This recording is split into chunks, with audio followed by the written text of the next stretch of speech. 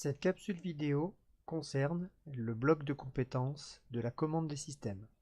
En particulier dans le cadre de la modélisation des systèmes linéaires continus invariants, cette capsule a pour objectif de rappeler la méthode de détermination d'une fonction de transfert en boucle fermée d'un système présenté par son schéma bloc. Rappel, un schéma bloc tel que celui qui est présenté ici est constitué d'une chaîne d'actions qui peut avoir plusieurs blocs, il suffit de les multiplier entre eux pour en obtenir qu'un seul. Ici, l'exemple propose un premier ordre, et d'une chaîne d'acquisition constituée elle aussi d'un certain nombre de blocs, ici ramenée à un seul bloc sous la forme d'une constante.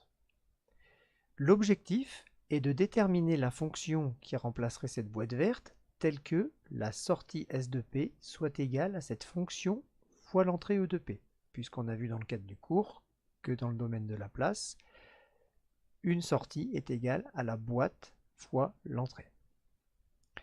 Nous avons établi dans le cours la formule suivante qui dit que la fonction de transfert en boucle fermée est égale à l'aller divisé par 1 plus l'aller fois le retour, qui évidemment est une formule à retenir.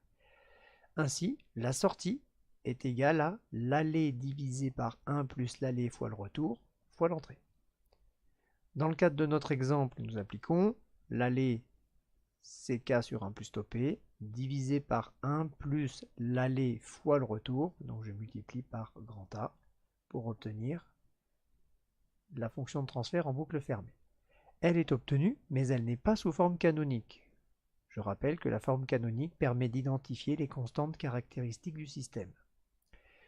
Donc la deuxième partie de cette capsule a pour objectif de vous rappeler la méthode pour mettre une fonction de transfert sous forme canonique. Première partie de cette méthode, on divise en haut et en bas par le dénominateur. Évidemment, cela simplifie considérablement l'écriture. Deuxième partie, on divise par le terme 2 degrés 0 en P du dénominateur. Pourquoi? Parce que je vous rappelle qu'il faut du 1 plus quelque chose au dénominateur pour avoir la fonction de transfert sous forme canonique. Attention, le terme de degré 0 peut être constitué de plusieurs termes. Ici, ce terme de degré 0 est 1 plus Ka. Nous divisons donc en haut et en bas par 1 plus Ka. Nous obtenons ainsi notre fonction de transfert en boucle fermée.